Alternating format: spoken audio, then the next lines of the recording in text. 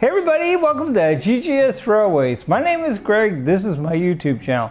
Alright, so we got a request for a video, and this is the video from that request. So the nature of the request was talking about standard gauge locomotives, and basically the person had seen my one of my other videos that we talked about my entire standard gauge collection, and the crux of the query was, why are standard gauge products not quite as commonly available as some of the other train products? And well, you know, the answer some of it is going to be kind of obvious, and the other things is probably some things that you've never thought of. So all right, so let's get started with that. So I've got all of the standard gauge locomotives here on the table that are in my collection currently, and you can see they vary in size and shape, and just basic configurations. Now I have a bit of a confession. I don't like the electric ones, the ones with the pantographs, as much as I do the steam engines. But that's just a personal preference. Now the older ones do tend to be of the electric pantograph variety, but they did make the steam locomotives as well. They didn't fare quite as well. We'll talk about that here in a moment too. So all right, so I'm going to clear off all of the standard gauge locomotives with the exception of this steam locomotive and this Lionel 10E, and I'll explain why here in a minute, but let's get that done and we'll be right back. All right, everybody, so we have everything off the track standard gauge wise other than the Lionel 10E, and this is the Lionel 384E. These are both pre-war standard gauge Lionel.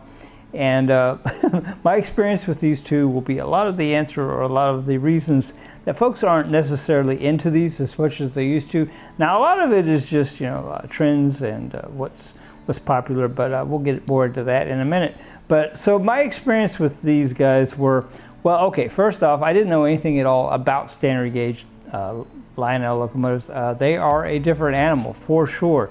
For instance, the Lionel 10E, I believe this is his fourth, fifth, sixth, I don't know, I've lost track of what iteration of armature this guy is.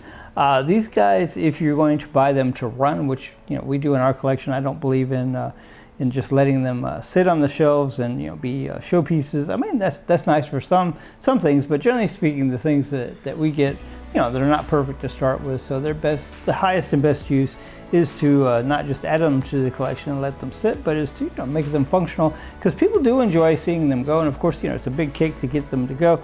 So all right, so one of the things with things that you can't do is sometimes you don't know that you can't do those things, and that kind of summarizes both of these experiences. So the Lionel 10E, like I said, it's just been been an ever ongoing problem to keep him into parts and so forth. Now, parts are somewhat available for these motors, but we'll talk more about that in a minute. But basically, what happens on these standard gauge Lionel is the original wheels will rot. The alloy that they used was not great. It did not weather time at all. And what happens is, and it's hard to tell, especially if you buy it someplace like eBay or whatever, something like that, the wheels can look fine, but what happens over age is they rot. And what happens when they rot is they expand. And that's a problem, because your track has a gauge, the space that's supposed to be, and of course at a point they're going to get to where they won't ride the rails like they're supposed to. So that may seem obvious, and then at some point the wheels will get bad enough that they will, just rot and break. So I have an example of that here in a minute. So, but we I guess the takeaway from the 10E is we got a really good deal on them, but not really. And what I mean by that is you can buy them restored, whatever, for significantly more money, but what I have spent to repair this guy is actually way more than had I just bought the one that was already restored. Now, what would be the fun in that, right? But not everybody's into that. Not everybody's all that handy. And we did it. Once again, I didn't know that I couldn't do it, but really that was way beyond my skill level. But did it anyway. So all right, so that's the story on the 10E, and that's one or a couple of things that you have to be aware of. So All right, so in order to talk about the 384E, I need some props. So I'm gonna go get those out and we'll talk about that. This guy here is a whole nother episode, and if you don't know what you're doing, well, you can spend a lot of money. But anyway, I'll be right back. All right, so around about the same time as I bought the 10E, I bought this 384E, and it looked like it was in much better condition. This guy is, I mean, just amazing. I mean, it's the black with the brass trim. I mean, this guy is just gorgeous, gorgeous, gorgeous. So this is, you know, this is not one of the higher dollar standard gauge locomotives. However, it certainly is not anything to be ashamed of either. So all right, so when I got this guy, like I said, he looked really nice. I didn't know about the wheel problem yet. I had not yet tackled the 10E. So this is actually some of the wheels that came off of this guy, and you'll notice they don't sit flat, they actually rock. So yeah, the alloy was not good. It did not hold up, and you'll just notice that the wheel is busted, and you know, like I said, they get fatter, and that's what happens is these spokes just kind of rot, and it gets physically bigger, which moves the wheel out. This is supposed to actually be kind of a flush surface. So finding these wheels is interesting. They have several iterations, and one of the problems that I found was that the drive wheels, the gear will mount here, and the aftermarket wheels, it's just slightly different. I had to do a little bit of machine work, and once again, that kind of ties into the, you know, the skill level. You know, just how much do you want to do, or you know, how much can you afford to pay somebody else to do and still have a fairly good deal. Now, once again, what I have found is I could have bought this locomotive restored already for, well, much less probably than what it took me to get it going. Now, on the other hand, though, we saved a locomotive from probably the locomotive graveyard. So, all right, so you're probably thinking to yourself, well, you know, that doesn't look like that's all that bad. You know, you got some bad wheels, big deal. So, all right, so on the 10E, what I failed to point out is it's got a steel frame, and that's important. That's important. So the reason that that's important is because it aged fairly well, as opposed to the frame on this 384E.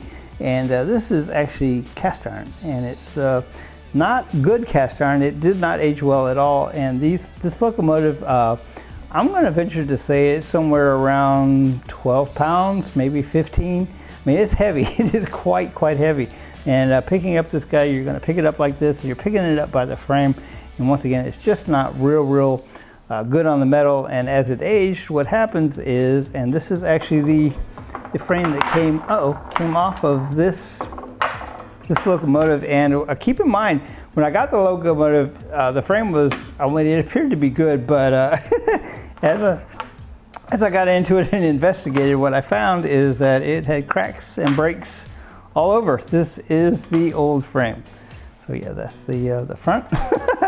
And this is the back that actually holds everything together, the weight. And yeah, that's another piece. I'm not even sure where that goes. But so to give you an idea of, you know, just how desperate some of us old folks get to, you know, keep our trains together. And you know, I didn't do this, but somebody did, and they did it actually somewhat successfully. So they've modified this side, and this is actually not the cast iron anymore. This is actually a popsicle stick that somebody has actually pretty successfully made to look like that. The problem with that is that, you know, it goes into these boilers up here, and the boilers become loose. And yeah, that's a separate piece too. I don't know where the piece is, but that was broken as well. So all right, so yeah, once again, I spent I spent more repairing this guy had I not, you know, just gone ahead and spent the what seemed like an outlandish price for the ones that had already been gone through and restored. And once again, it's got kind of the same. It's got the same what do they call it? The super motor. It's got the same kind of armature as the 10E. So yeah, we've been fairly lucky with this guy. I think we haven't had to replace the armature just yet. Now we did have some issues with the bushings and the gearing when we replaced the wheels, but we worked that out. And there's another video out there somewhere about that. Basically, we reversed the bushings to where the in was the out and out was the in, and somehow that made it work. So anyway, all right. So you know, if you haven't figured it out yet, these guys are extremely expensive, and that actually is interesting to segue into. You know, these guys here are kind of the origin of the myth, if you will, of the model trains being just high dollar. And the reason for that is, you know, these guys, generally speaking, when they came out, they cost more than a car. And you know, these were not really for you and I. These were for, you know, the Rockefellers, the Vanderbilts, the JP Morgans of the world. And yeah, so there was, you know, there was a significant need for a very large area to run these in. We're going to talk about that more here in a minute. But you know, this guy here, once again, it's about 15 pounds. That might be a little bit of an exaggeration, but I bet it's not an exaggeration by much. One of these days I'll get a scale and we'll figure it out. But I mean, once again, it is very, I mean, incredibly challenging to pick this guy up. And many a train shows years ago you'll go to and you'll hear of somebody dropping one. And I mean, I've never personally seen that, but wow, I can only imagine. And like I said, you know, because the frame is cast iron on these guys, wow. So the value on these guys, or I guess value is maybe not a good word, but it has gone way down. Some of the things that I looked at on eBay when I bought this guy are still for sale on eBay. And you know, the price, you know, is I won't say the price has come down, but the sales are not happening. So you can take that for what it's worth. So all right, so what makes this guy not, you know, all that desirable? And well, the first thing obviously is, and I'm going to get out yet another prop. You'll excuse me for just a minute. So all right, this guy here is basically the O-gauge version of this guy. And so you'll notice that this guy is much smaller, and you notice I didn't have a hard time, you know, picking him up or handling him at all. And so yeah, this, you know, for modern day collectors, unless you just have a lot of room or you just want something really cool to display, you're probably going to go for the O scale. So all right, that kind of ties into why we're not seeing as many of the standard gauge layouts, and you know, people running the standard gauge. I mean, it's very expensive to run this guy. It's very expensive to maintain it. That's the primary reason. It's always been an expensive hobby, and the standard gauge things, the standard gauge locomotives, even the track, the accessories, I mean, they are probably for most of us just prohibitively expensive now. You know, once again, I buy stuff that, you know, needs a little love and you know, repair it, whatever. And you know, like I said, we actually wound up spending more money, but it wasn't all at one time. So there you go. So all right, very cool. So all right, just in case anybody was interested, you know, we're talking about size. Let me just move these guys out of the way. We'll get the 10E back up here. So you know, this is the standard gauge 10E that would be, you know, the electric locomotive with the pantograph and the you know, the light bulbs and so forth. And this guy here is about from the same era. And this is the O gauge. So all right, you know, once again, this guy, I mean, this guy isn't quite as big and heavy as this guy, but it's still quite heavy. And this guy, I mean, it's just effortless. So yeah, most people, you know, especially in today's time, are going to prefer the smaller to the larger. So all right, so I think the next thing we'll do is we're going to go in there and we're going to look at the standard gauge layout that I've got. And we're going to talk about some of the restrictions and things that, you know, might keep you from getting into the standard gauge arena of things. And you know, beyond the cost, there's just some things that you need to think about, things you need to know. And once again, I didn't know those things. I just knew that I wanted the standard gauge locomotive, and part of that's my age and my upbringing. Once again, if you're my age or a little older, that was kind of catch me out coming up, and you know. Especially, you know, it's one of those things where, you know, you can't afford it, you can't get into it, and all of a sudden you can kind of get into it, and yeah, so, all right, watch what you reach for, I guess.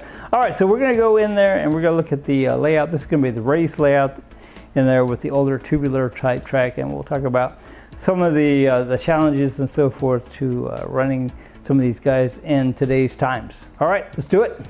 All right, everybody, so for anybody that may not have seen my videos before, this is our what I call the elevated layout as opposed to the floor layout, which is in the other room. And the reason that I chose to do this demonstration on the elevated level is that we have multi scales here in close proximity, so we can kind of describe some of the things that, you know, some of the concepts that I want to relay in this video. So all right, so let's just talk about some of the scales that are here on the track. So all right, of course we have the smallest scale here on the track. Now there are even smaller scales than this. This is N scale, and then this guy here is HO scale. This guy is the O scale locomotive that I showed you guys earlier in this segment.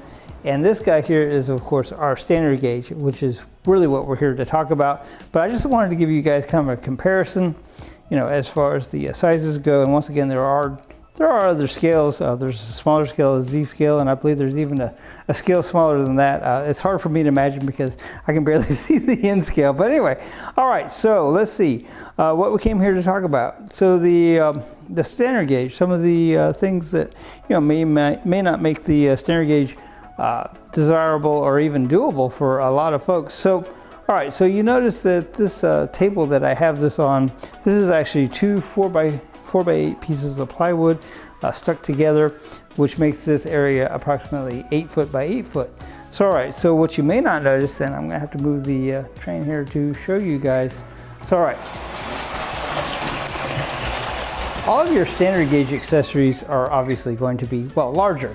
As a matter of fact, what we found is once upon a time I had the G scale train track up here, and actually the G scale train track was actually about the same footprint as this standard gauge. So that's interesting if you think about it, because, you know, G scale is obviously a little larger than standard gauge, but the layout of the track for just a basic, you know, oval like we have here would be about the same. So all right, so like I said, the accessories for your standard gauge are interesting, and this is actually not an uncommon bridge. This is not what they call the Hell's Gate bridge, but this is one of the standard gauge bridges. And you'll notice we have some popsicle sticks down here, and the reason for that is that this bridge is actually supposed to have an approach and the other end where it goes ramps down, and I was not able to fit that on an 8x8 area. As a matter of fact, the approach is actually a half track on each side, which makes it a full other track. And you see how close I am to the edges here. That's just not possible on an 8x8 area. So most of us think about, you know, 4x8 or 8x8 layouts, and in this case it would have to be probably 8x9. And you know, let's think about, you know, your apartment or even maybe your home. Most people don't have room for that. That actually was one of the downfalls originally of standard gauge. That's one of the reasons that, you know, we kind of morphed to O gauge as our largest gauge, is because you know, when the standard gauge trains came out, you know, most people that could afford them, you know, they lived in large Victorian homes or, you know, something of that nature. And as you know, we went to the the smaller homes. Not everybody could afford or even had the room to run the standard gauge. So that kind of was the one of the nails in the coffin for standard gauge. Now, it never totally died off. It's still, you know, still people obviously like me running the standard gauge trains, but, you know, you really have to have the room. And, you know, if you think about it, you know, I just turned 61 you know, I'm thinking about, you know, retirement age, you know, and am I going to live here? Am I going to build another house? Now, if I built another house, I'm not gonna build a house this big. I don't need a house this big. I really don't, other than the trains. So, you know, that may have to be a consideration that many of us make as, you know, we change in you know, where and how we live. So, all right, so, you know, most people now, they don't live, you know, the era of the McMansion is over in the 80s. And most people now, they just don't simply have the room to run the standard gauge. So, you know, between cost and the room, that's probably your two major contributing factors. And of course, you know, the upkeep cost is pretty high on these old guys. Now, there is a solution to that. We'll talk about that here in a minute. But right now, I kind of feel like we need to run some of these trains, because I know some of you guys are just chomping at the bit to see this guy run. Now, I believe this guy is from 1932. I believe that's right. And I believe this guy is about the same on the age. I just know there's a dent here. Our stuff comes to us pretty beat up, and we repair it and we do things, and, you know, that's just kind of part of my collection. So all right, so let's get these guys running. I kind of went on a tangent there. So all right, let's start the standard gauge first, because that's what this video is actually about. It's all right.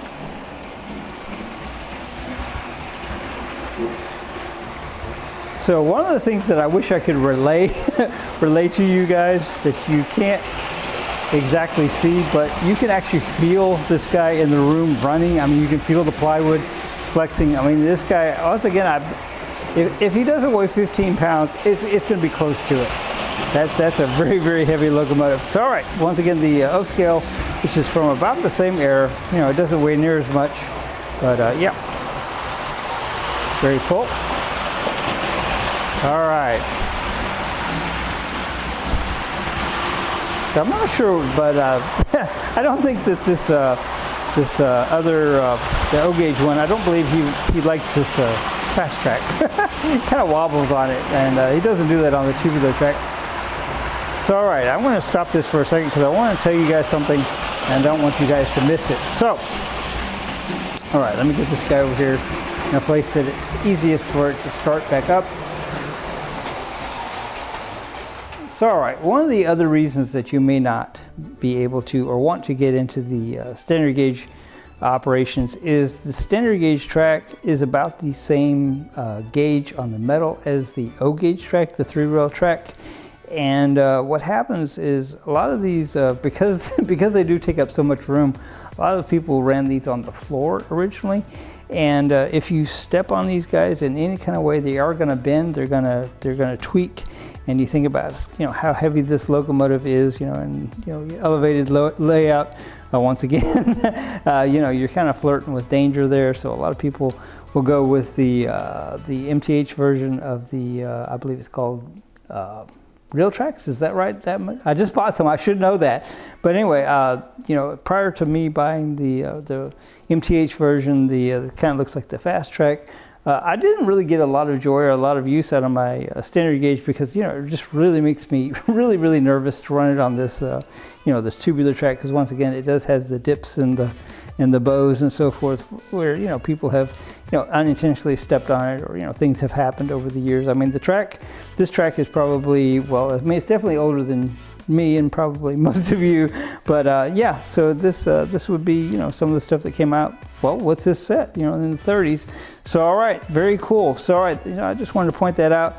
This is actually the better of the standard gauge tracks that I had before. I got the MTH track that looks like the fast track. It's not fast track. I think they call it Real Tracks. I really think that's what they call it. But anyway, the other track I had was just really, really bad. And you know, you see this stuff on eBay quite often for sale, and you know, be rusty, and you think you're going to get it and clean it up. Well, I'll just tell you that the gauge of the metal is such that once it rusts, pretty much you're kind of flirting with disaster as far as it disintegrating. So yeah, something else to think about. So all right, let's get the trains going again, and then we'll kind of wrap up this video. I think you guys kind of get the idea. All right. My table is not totally level, so I kind of got to be careful. All right, so I think we got that guy going.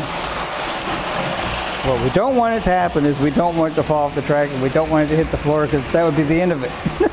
That would be it. All right, here we go.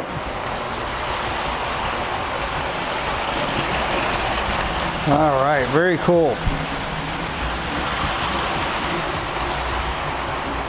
All right, so just for some visual interest, we'll get the other two gauges going here. Now the standard gauge is bouncing this plywood to the point that the HO train may come off the track, but we'll see.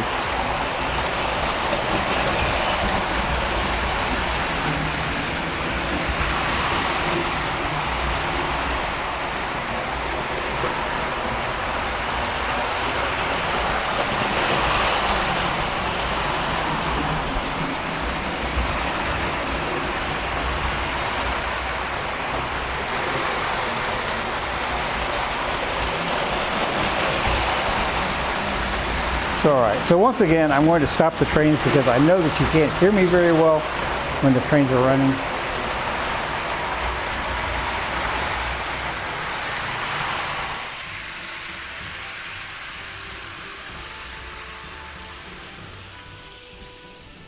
So all right, so I alluded to the, if you are really wanting to get into the standard gauge and you don't necessarily care much about the pre-war offerings, which are, they're beautiful. I mean, don't get me wrong, they're beautiful. MTH has some reproductions out there, and those are a good substitute if you really want to run your trains. Now, we run our trains.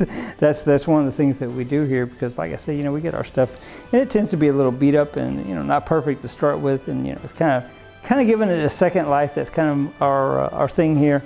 So all right, let me get this off the track, and I'm going to get one of the modern MTH locomotives here on the track. And once again, that might be, if you want to really run your trains and really go all out, probably the MTH Real Tracks, which is very similar to the Fast Track once again, and probably your modern, MTH or Lionel standard gauge. I believe Lionel put out standard gauge. Well, maybe they still do. I don't know, but I know they did in the '80s in the template series. But yeah, MTH. Also did. But anyway, let me get that on the track, kind of getting ahead of myself, aren't I? And we'll kind of check that out, and you'll see it. Not only does it run, better than this guy, but we won't have the bouncing and so forth of the table because it won't be nearly as heavy. All right, let's get that done. All right, so ironically, and I didn't even know this when I bought it, but this is the Lionel remake of the one that we just ran. Of course, it's beige. It's very beautiful. I love this guy a lot. Now, the advantages to the modern ones is that the armature is going to be of a better quality, and it won't be 100 years old. Not quite, but almost. And it's going to be built a little bit better with a little bit better electronics. Your wiring won't be, the cloth-covered antique stuff. And generally speaking, you won't have to do a lot of work or mess with it, and you can run it for longer run times than you would want to do a pre-war one. You need to be careful. Like I said, those armatures have a thing on the old ones where they'll get warm, and that glue that holds those the plates that collect the electricity on the armature will get loose, and then once they get loose, well, you pretty much just lost that motor. Now, interestingly enough, the remake of the one that we just ran has basically the same drive motor as that one. I mean, the design wasn't changed, but just the manufacturing process, and just simply that it's not that old makes it a little bit nicer. So all right, so this guy actually has an E unit. So one thing that I didn't talk about on the other one, because we're talking about desirability and runnability, is the 304E was supposed to have an E unit as well, which means at some point somebody switched out that drive unit. But once again, it's been operated on enough that I don't think it really matters at this point. So all right, so this guy does have an E unit, and it tends to be a little cranky, but let's see if we can make it work here. All right, see, what was I telling you? All right, so that's backwards. It somehow likes backwards. So, all right, let's see if we can get it to snap into forwards, please. There we go. All right. So I don't know if you can notice, but I mean, it's a lot lighter. It's a lot more nimble on its feet, and yeah, we can run it a lot slower. It doesn't take as much power to run it. It's just obviously a little healthier. So, all right, very cool. So this guy does have a whistle. The other one has a whistle as well, but my transformer here is not equipped to accommodate that. Very cool.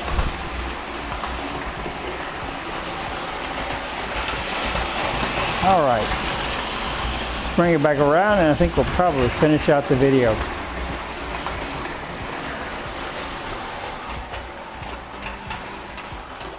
All right, so kind of to surmise, I think the crux of the question on the request to make the video was, why don't we see more standard gauge offerings? Well, we talked about the cost, which is, I mean, it's I'm not gonna lie, this standard gauge stuff is high. It's beyond what most people would want to pay, and I mean, just the space limitations, and just kind of the overall appeal of the O gauge. The accessories for the standard gauge are huge.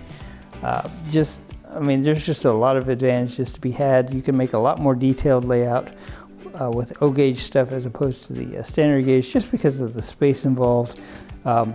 It's just a very large, very heavy heavy locomotive, and it's not for everybody. Now, you know, I don't want to discourage anybody from it, because like I said, you know, we have the modern offering. So if you have the space, you have the budget, and you have the willingness to run huge locomotives. Once again, the G scale that I had up here was basically the same footprint. It's a little hard to believe because the G scale locomotives are so large, but just the track lays out about the same. So all right, well, that's about it for tonight. I think we've talked about this summarily. I think you guys get the idea. I love my standard gauge stuff. It does tend to be a little much on, like I said, the price. You know, storing the stuff is another issue. You know, if you're into the model hobby and have been into the model hobby for any time at all, you'll probably know by now that this stuff tends to grow while you're sleeping. So, I mean, you know, storage becomes an issue at one point, or at some point for most of us. You know, I say that hobbies and hoarding are somewhat closely related. You know, we like to use our stuff and make it useful. So I guess that's not technically hoarding, but you know, all right. So, all right, guys. Well, I hope you guys have enjoyed the video. I have definitely enjoyed showing you guys this stuff. It's always a joy and a privilege to get to run, you know, something that's, you know, almost 100 years old, and you know, especially something that just that I worked so hard to make work, and you know, just didn't know for sure if I was going to be able to do it, and was able to do it. Once again, sometimes you can do stuff just because you don't know that you really can't, but we did it anyway. All right, guys, until next time, GGS Railways out.